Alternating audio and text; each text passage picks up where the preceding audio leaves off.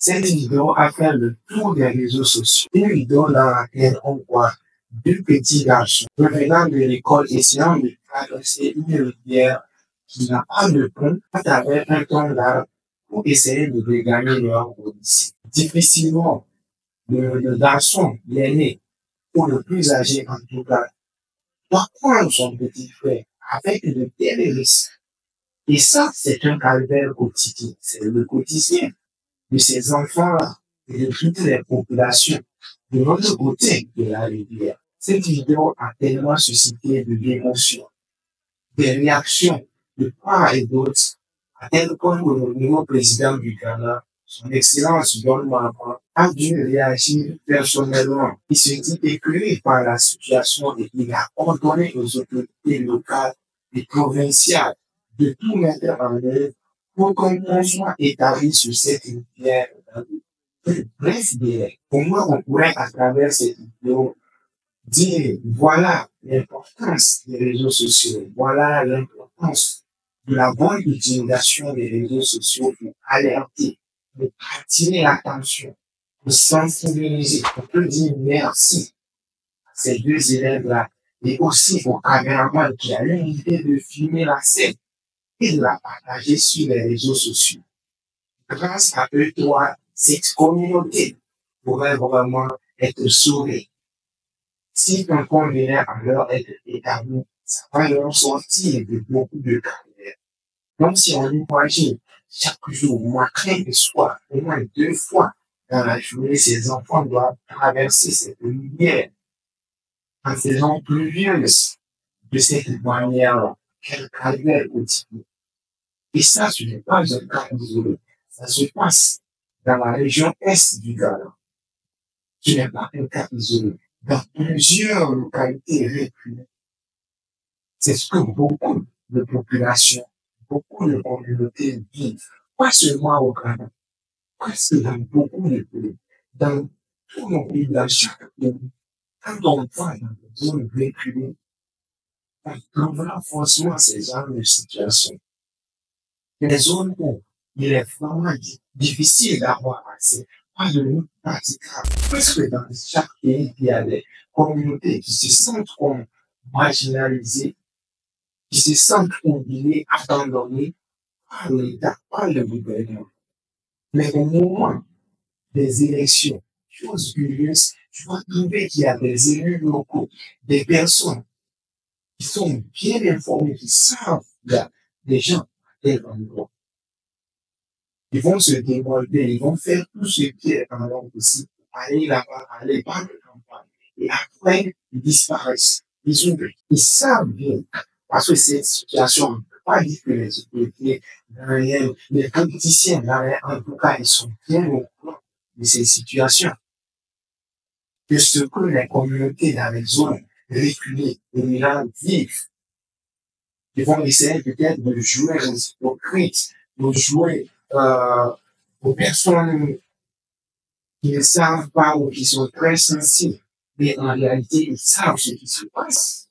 Ils savent. Ils sont bien au courant de ces situations difficiles que vivent les communautés reculées. Parfois, il y a des régimes qui stigmatisent certaines communautés.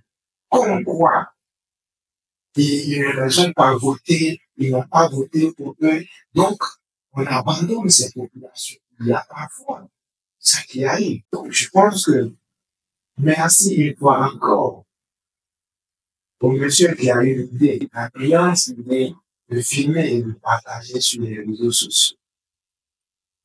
Les réseaux sociaux permis de faire quelque chose de bien. Ça a été utilisé positivement parce qu'aujourd'hui, sur les réseaux sociaux, il y a plus de négativité que de positivité. On peut utiliser à bon escient les réseaux sociaux. Et en tout cas, je ne peux que féliciter le geste du président de la République qui a tenu personnellement à indiquer son indignation. De l'autre côté, on pourrait se dire, alors si depuis tant d'années, cette communauté vit de cette manière, est-ce qu'ils ne pouvaient pas s'organiser eux-mêmes pour essayer de faire un pont, même si c'est en joie, mais un pont et du fond au moins pour la sécurité de leurs enfants, plutôt que d'attendre forcément l'État en mettant en péril la vie de leurs enfants. Quelque part, on peut se poser cette question. Mais bon, c'est de leur droit.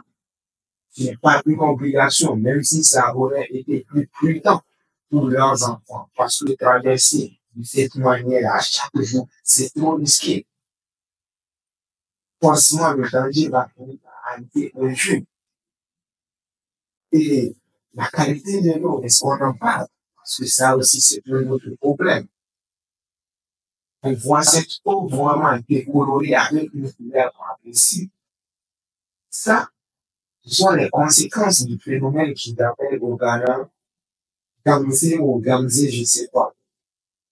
Ça, c'est l'exploitation illégale des lieux pour la recherche de l'or. C'est ça qui est transformé la couleur de l'eau comme ça. Donc, des exploitations illégales qui empoisonnent les populations parce que ça détruit la nature, ça pollue l'eau.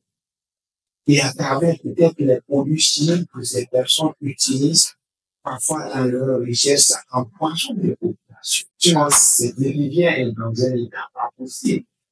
Avoir seulement la couleur de l'eau, c'est effrayant. Ça montre à quel point la gravité, la pollution que cette rivière connaît. Ça, c'est un autre phénomène. En tout cas, moi, je pense que, comme je l'ai déjà dit, c'est le témoin de l'utilité des réseaux sociaux quand ils sont bien utilisés. Et je finirai par dire que les politiciens arrêtent de faire semblant parce que pour la plupart du temps, ils savent réellement ce que vivent les populations.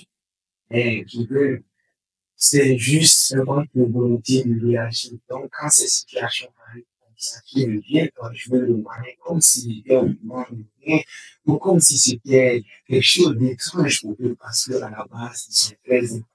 Ils savent réellement ce que vivent les populations.